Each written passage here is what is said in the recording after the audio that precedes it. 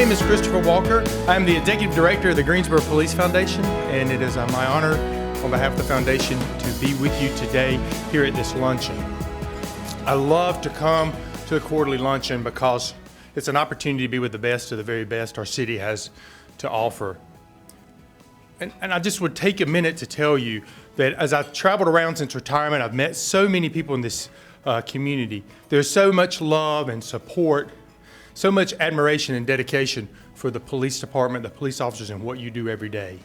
And I think about during my career working in the field, working as a traffic officer, or even in investigations, so often you did not get to meet the people of our community. You meet a very, sometimes just selected group of people who really does not want that citation. They don't really like that you're arresting someone that's close to them, and you get kind of a darker view. But the people of our community love and appreciate all the work that the Greensboro Police Department does. And time again, I've had mentioned the name of the organization, and people step up to support and donate you.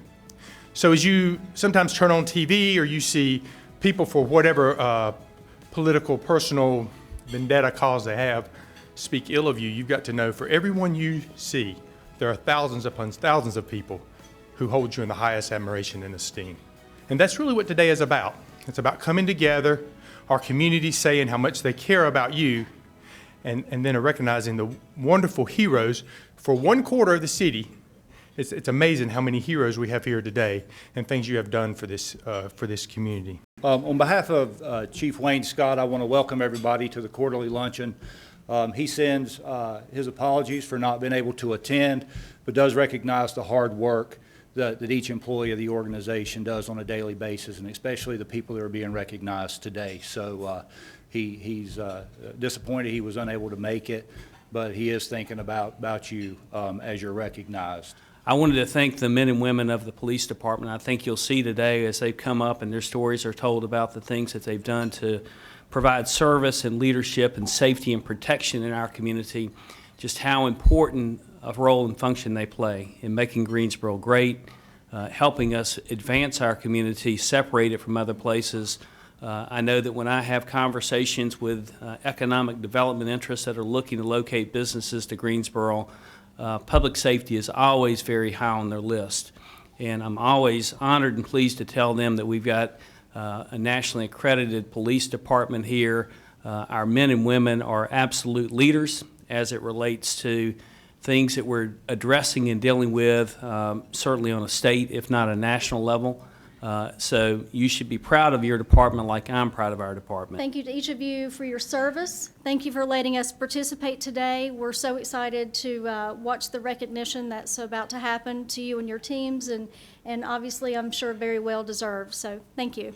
On Saturday night in September at the Folk Festival, the Dance Pavilion hosted an act which had the potential to draw a very, very large crowd. As the event started, bike officers would lead the buses and trolley buses for the crowd from crossing in front where their buses and traffic was allotted. Corporal Wills was assisting with the crowd.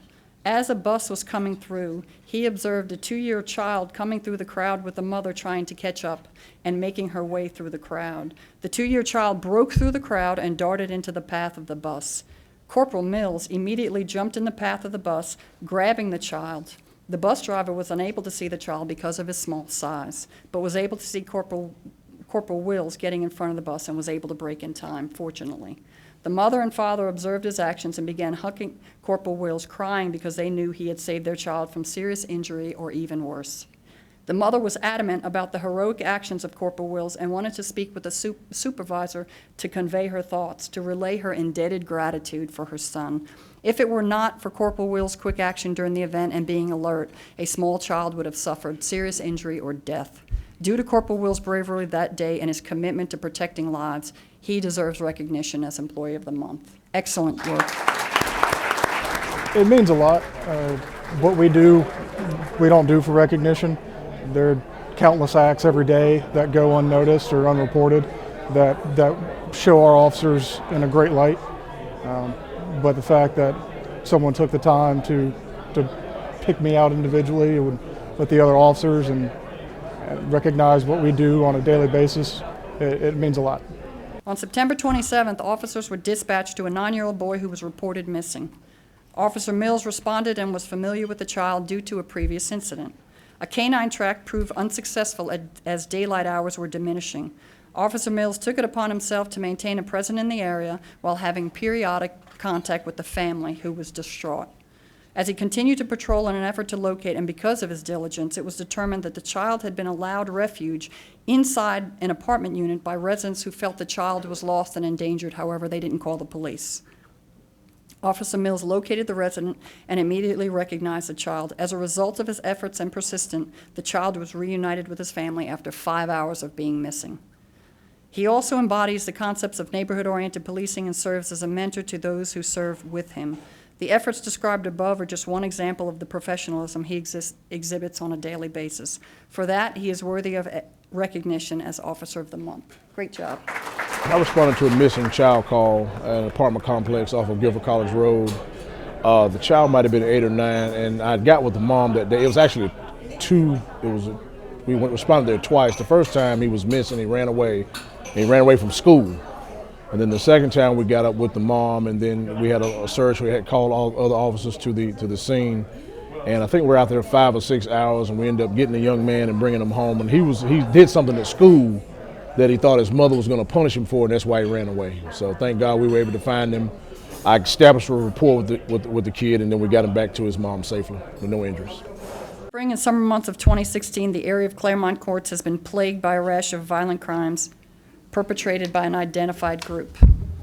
Officer Stuart Lane, who was recently assigned to work, has made tremendous efforts to quell the flow of criminal activity and identify those parties involved. Working with the Criminal Intelligence Squad and with different investigative units, her work has resulted in multiple felony arrests for robbery, aggravated assault, and has significantly helped to reduce the spike in violent crime seen in the community over a few months.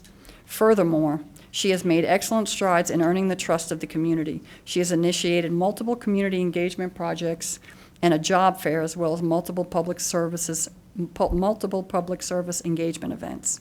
Her work personifies the community policing philosophy. Due to these efforts in working to fight crime within her community, her ability to utilize multiple departmental resources, and her selfless approach to the community policing philosophy, she was selected as Officer of the Month during September. So great job, Portia. It means a lot for me to get nominated as Officer of the Month. I've never been Officer of the Month, and just to be here today and listen to everybody's story inspires me to keep moving and pushing, and knowing that one day that I can make more of a difference in not just my neighborhood, but any neighborhood that I come across and things of that sort. So I appreciate y'all nominating me for Officer of the Month. Officer McIntosh and Fitzgerald. Officer Adrian McIntosh and Megan Fitzgerald are to be commended for one of the kindest acts of generosity that their supervisor has seen in a long time. They were called to the Motel 6 on Regional Road, referenced some trespassers. However, what they found was a single mom with 5 kids ranging from 1 to 15 years of age. They were from Ohio, who had run out of money, they ran out of luck, they didn't have a safe place to stay, and had no place to turn. Over 2 hours were spent calling every agency in the area for assistance. They did not fit any of the shelter's criteria. However, the time of night and the storms that had hit the triad made it impossible for this family to find housing, those that were willing to help. Officers McIntosh and Fitzgerald researched for a place to them to stay, and then eventually found a clean place. But they paid for the room for this family for 2 nights out of their own pockets.